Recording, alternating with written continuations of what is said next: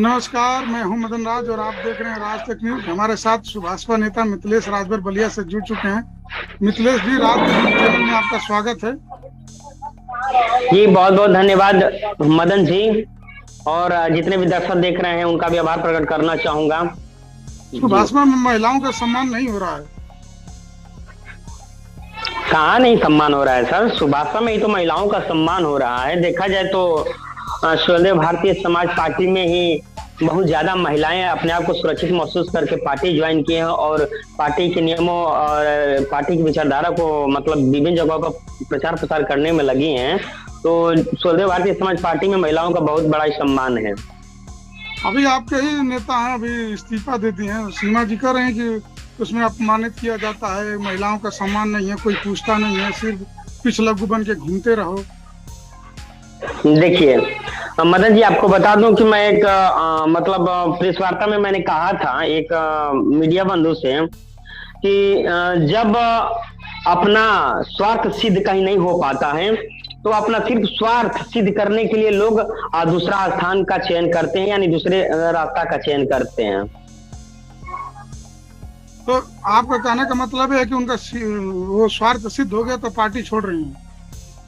ये होगा होगा आपको बता दूं कि मैं लगभग 9 जुलाई 2016 को जो मऊ की धरती पर भारतीय जनता पार्टी से गठबंधन हुआ था सुभाषपा का, और उसके ठीक 9 दिन बाद मैंने स्वदेव भारतीय समाज पार्टी ज्वाइन किया और तब से आज तक स्वदेव भारतीय समाज पार्टी की नीतियों को लगातार बताता चला आ रहा हूं। और कुछ लोग ऐसे हैं जो साल भर 6 महीने से आते हैं और उसके बाद कुछ बोलना, कुछ मतलब समाज में रहना, कुछ कपड़े पहनना ढंग सीख जाते हैं, उसके बाद नेताजी का विरोध करने लगते हैं। तो ये उन लोगों का व्यक्तिगत मामला है, ये मतलब पार्टी से कोई लेना देना नहीं है। आप कह रहे हैं कि उनका बोलने का ढंग नहीं था, चलने का ढंग नहीं था, सुभाषपा में सीख गए तो अपने आप को नेता समझने लगी। मैं किसी का नाम व्यक्तिगत नहीं ले रहा हूं, जो हकीकत है मैं वही बयां कर रहा हूं। बहुत लोगों को आपने देखा होगा कि सुभाषपा में ही आकर जो है कि अपना एक नाम मतलब 10 लोगों में उनकी पहचान बनी है।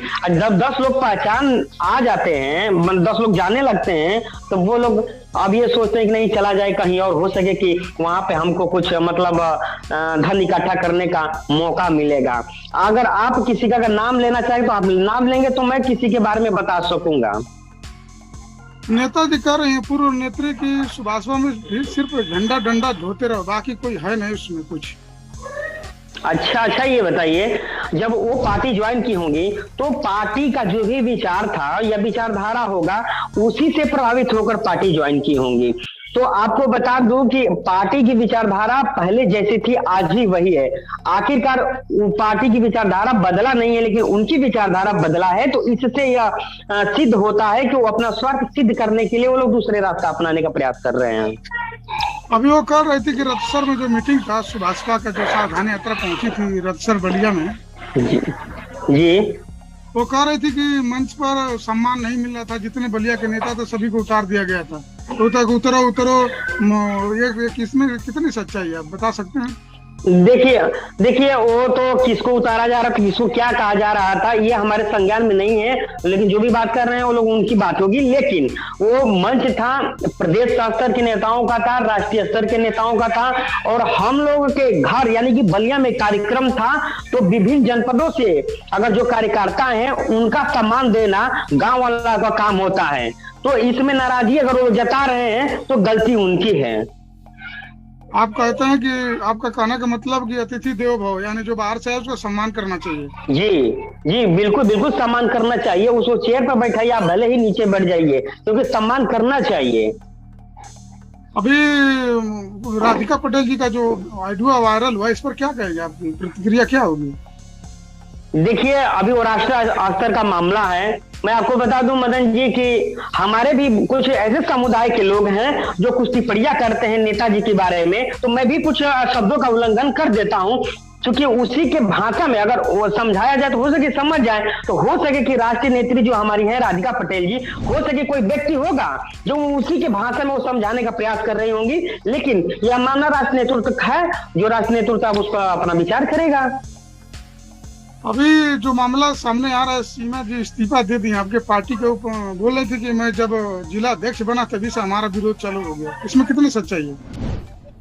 देखिए, वो विरोध किसका चालू हुआ है, किसी भी प्रकार का उनके प्रति विरोध कोई किसी ने किया सोशल मीडिया से या कहीं नारेबाजी किया है, ऐसा कहीं विरोध नहीं था, ऐसा कोई विरोध ही नहीं था। और आप उनको जो इस्तीफा की बात कर रहे हैं, उनको मैं आपको लेटर दिखा सकता हूँ 3 महीने पहले ही। तो हाँ, 3 महीने पहले ही कुछ ऐसी गतिविधि उनके अंदर पाई गई जिसके कारण उनको निष्कासित कर दिया गया था। मैं हमारे पास लेटर पैड भी आपको, मैं चाहेंगे तो मैं आपको दिखा सकता हूँ। लेकिन जो व्यक्ति आपके चैनल पर अगर बैठकर बिना तथ्य के आधार पर आपके सामने अपनी बात रख रहा है तो वो बिल्कुल गलत है। तो आपसे भी एक निवेदन है कि जो भी व्यक्ति स्वदेव भारतीय समाज पार्टी पे आरोप लगा रहा है तो कहीं ना कहीं एक बार तथ्य मतलब पेश करने के लिए भी आप कहें। आप कह रहे हैं कि उनको पार्टी से पहले से ही निष्कासित किया गया, तो इस्तीफा फर्जी दे रहे हैं? जी नहीं नहीं, वो नियुक्ति किया गया था क्योंकि कुछ ये होता है ना कि कहीं ना कहीं थोड़ा सा किसी न किसी से चूक हो जाती है। तो जिला अध्यक्ष थी वो, और बीच में थोड़ा कुछ ऐसी मतलब गतिविधि पैदा हो गई जिसके कारण उनको निष्कासित किया गया था। वो कह रहे थे आपके जिला अध्यक्ष हैं जो बोले थे, वो खुद पैड पर लिख कर हमारा विरोध जताए थे, और नाम तो नहीं लिख, बोल रहे थे कि कुछ नेता कुछ लग्गू हैं और कुछ नेता दब के रहते हैं। मैं बोल रहा हूँ कि जागो, रात भर जागो, और कब तक झंडा झंडा जोते रहोगे? उनका सीधा सीधा बगावत। तो ठीक है, ये कौन सी बड़ी बात है, वो बगावत करें, और जहां उनको एमपी एमएलए लोग बना रहे हैं बनाए, जाए वो बनने, और जहां पे उनको राष्ट्रीय अध्यक्ष बनाया जा रहा है वहां पे जाएं। लेकिन आपको मैं बता दूं कि जो स्वदेव भारतीय समाज की जो सिद्धांत और मूलभूतें हैं आज भी वो हैं, और उसी के साथ हम लोग इस प्रदेश में जनाधार तेजी से बढ़ा रहे हैं। अभी कह रहे हैं कि पार्टी जनाधार बना रहे, वो बोल रहे हैं कि हम 40 कार्यकर्ताओं के साथ पार्टी इससे इस्तीफा दे दी हूँ, और उसके बाद बगावत, जब तक राधिका पटेल माफी नहीं मांगेंगी मैं मुकदमा भी दर्ज करूंगी इनके ऊपर। कहीं कुछ नहीं है, पूरे महिला टीम की 27 कमेटी होती है और पुरुष की 27 कमेटी होती है। तो आज तक उन्होंने जब कुछ दिन तक जिला अध्यक्ष रही होंगी थी, तो अपना कमेटी नहीं बना सकी, तो 40 लोगों के साथ इस्तीफा कहां से दे रही हैं? मैंने भी एक वीडियो देखा था, वायरल हुआ था, उसमें 10 महिलाएं थी जो उनको बताया जा रहा है कि मैं ये बोलूंगी तो आपको ये बोलना है, मैं ये बोलूंगी तो आपको वो बोलना है। तो आप समझ सकते हैं वो महिला कैसी थी, किस प्रकार उनको बुलाया गया था। आपका कहने का मतलब कि जो महिलाएं आई थी उनके साथ उनको पढ़ा लिखा करके मैंने चलो ये बोलना है, सब बात वही बात है। मैं जो वीडियो सेव करके रखा हूँ उन्हीं की आईडी से सेव करके रखा हूँ, उनको किस प्रकार से बताया जा रहा है, मैं ये बोलूंगी तो आप वो बोलिएगा। तो आप इसी से आप सोच सकते हैं तो महिला मतलब किस प्रकार से समझा बुझा कर उनको मतलब लाया गया था। तो 5 महिला थी। अभी वो बोल रहे थे कि कभी ओम प्रकाश राजभर समाजवादी को वोट दिला रहे हैं, कभी बीजेपी को वोट दिला रहे हैं, इस पर क्या कहेंगे? आप ये बताइए, लोकतंत्र स्थापित हुए लगभग 75 वर्ष हो गए मदन जी, तब से अब तक कुछ हर लोकतांत्रिक पार्टियां जो है कि किसी ना किसी के साथ गठबंधन करके इस सत्ता में आती है। तो ये कौन सी बड़ी बात है? जब बहन जी की सरकार बहन जी और समाजवादी पार्टी के एक बार गठबंधन हुआ था, तो आपको पता था कि एक बार ऐसा कांड हुआ था जिसमें प्रण ली बहन जी कि मैं कुछ भी हो जाए मैं सपा से गठबंधन नहीं करूंगी। अंततः क्या हुआ? फिर सपा से गठबंधन हुआ। तो उन लोगों पे लोग उंगलियां नहीं उठाते हैं। आपको पता होगा लोग कहते हैं ना कि मतलब घर के ही लोग घर को ही जलाना चाहते हैं। तो कुछ लोग ऐसे हैं कि जो घर के ही लोगों को देखकर वो लोग मतलब टिप्पणियां करते हैं, क्योंकि अपने ही लोगों पे लोग उंगलियां उठाते चले आ रहे हैं। ये इतिहास भी गवाह है। इसीलिए जी कि वो कह रहे हैं कि राजभर समाज सिर्फ झंडा ढोएगा, टिकट किसी को मिलने वाला नहीं है, आज नहीं कभी भी नहीं। आप बताइए, टिकट मतलब कैसे मिलता है? खुद आप स्टंट बनिए, खुद मजबूत बनिए। आप एहसास दिलाइए, नेताजी को भी एहसास दिलाइए कि नहीं मैं हूं अपने वार्ड में तो मैं सक्षम हूं, हमारे वहां के लोग हमें पसंद करते हैं। ये बताइए, हर पार्टी के राष्ट्रीय अध्यक्ष ये चाहता है कि जो भी हमारा कैंडिडेट हो चुनाव लड़े और जीत दर्ज करे। आप ये बताइए, वार्ड नंबर में 25 से आता हूँ। पिछली बार जब जिला पंचायत का चुनाव था तो नेताजी हमको बुलाकर हमको टिकट दे रहे थे कि मिथिलेश बाबू आप चुनाव लड़ो, आपका वहाँ मतलब आपका मतलब लोग आपको पसंद करने वाले हैं। लेकिन मैंने कहा नेताजी अभी हमारी आर्थिक स्थिति उतना मजबूत नहीं है कि मैं चुनाव लड़ सकूं, तो मैंने टिकट अपने ही भाई को यहाँ पे रामविलास जी को मैंने दिलवाने का काम किया। तो ये बताइए सिर्फ सोशल मीडिया पर रहने से काम नहीं चलेगा। सोशल मीडिया के लोग वोट नहीं करेंगे आपका। सोशल मीडिया के लोग विभिन्न राज्य, विभिन्न स्टेट और विभिन्न जिलों से जुड़े हुए हैं, तो आपको धरातल पर भी उतरना होगा। कभी भी आइएगा, हमारे बारे में पूछ लीजिएगा और लोगों के बारे में पूछ लीजिएगा कि कौन कितना धरातल पर मेहनत कर रहा है। टिकट ऐसे ही नहीं मिल जाता है, क्योंकि जब भी टिकट की बात होती है, जब भी किसी को टिकट देना होता है तो बैक सीट दिया जाता है यहाँ के नजदीकी लोगों से, यहाँ के नजदीकी नेताओं से कि इनकी स्थिति क्या रहेगी। ठीक है सर। आप कह रहे हैं कि ये लोग सोशल मीडिया वाले नेता हैं, धरातल वाले नेता नहीं हैं। वही तो बात है। ये बताइए, वही तो मैं कह रहा हूँ कि आप जो है कि अपने वार्ड में तैयारी कीजिए और नेताजी के साथ अपना मतलब दावेदारी से पक्ष रखिए कि इतने लोग हमारे साथ हैं, इतने लोग अपने साथ हैं। ये बताइए, लोग विरोध भी कर रहे हैं तो क्यों विरोध कर रहे हैं आपका? सभी लोग आपका विरोध कर रहे हैं। आपको तो कोई भी कार्यकर्ता आपके समर्थन में आना चाहिए। क्या कारण है कि आपका लोग विरोध कर रहे हैं? कुछ तो वजह होगा, कुछ तो कारण होगा कि आपका विरोध लोग कर रहे हैं। मैं पूछा उनसे तो बोल रहे हैं कि सब दब्बू हैं, सबको डरा धमका कर रखा गया, कोई नहीं आएगा हमारे सपोर्ट में। अच्छा ये बताइए, पार्टी में क्या सैलरी मिलता है? किसी का पेमेंट मरता है कि कोई दब के रहेगा, कोई मतलब डर के रहेगा?